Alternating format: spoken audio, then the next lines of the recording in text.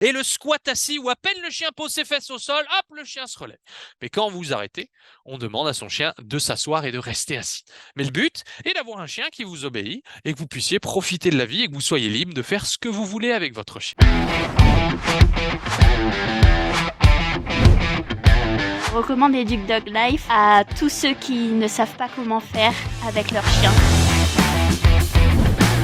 1 mois et demi après le début de la formation, j'ai ouvert mon entreprise. Alors que certains préconisaient l'euthanasie, nous on arrive à faire en sorte de sauver ces chiens.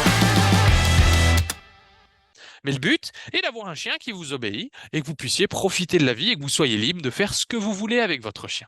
Ça marche?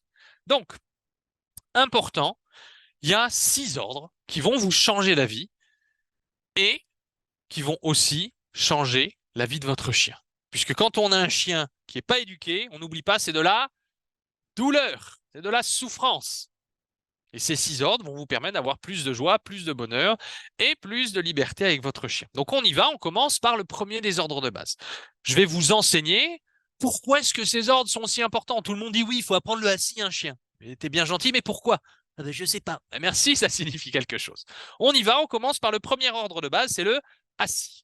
Le assis, notez-le, c'est l'ordre du calme. C'est l'ordre de la politesse canine. Est-ce que c'est pas stylé ce terme, la politesse canine? Et ouais, c'est plutôt cool, hein. En effet, on veut que votre chien, eh bien, il soit bien éduqué. Ok, on peut relaisser la slide. Donc, extrêmement important.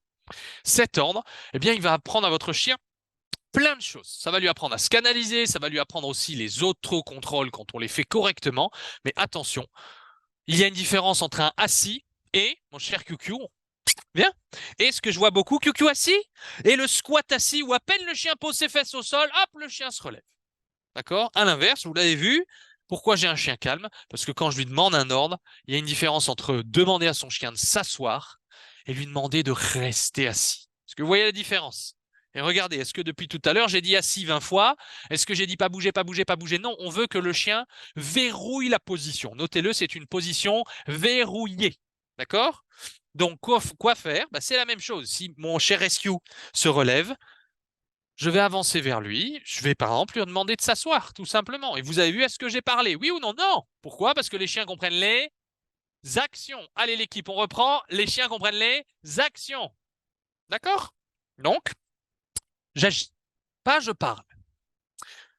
Ça, c'est le premier ordre. Ensuite, on veut pouvoir en balade, un exercice tout bête, mais extrêmement important. Quand vous marchez avec votre chien,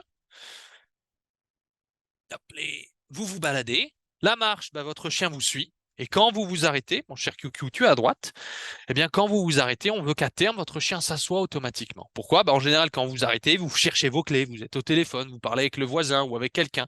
Donc, c'est très simple. Il faudra à terme apprendre à votre chien que quand vous marchez, votre chien vous suit.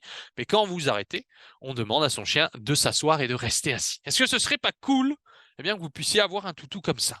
Eh bien, c'est ce qu'on vous apprend et c'est ce qu'on veut vous transmettre, notre virus de la passion des chiens et de l'éducation canine. Et on ne l'oublie pas, l'équipe et les participants, on n'éduque pas un chien, on l'éduque dog.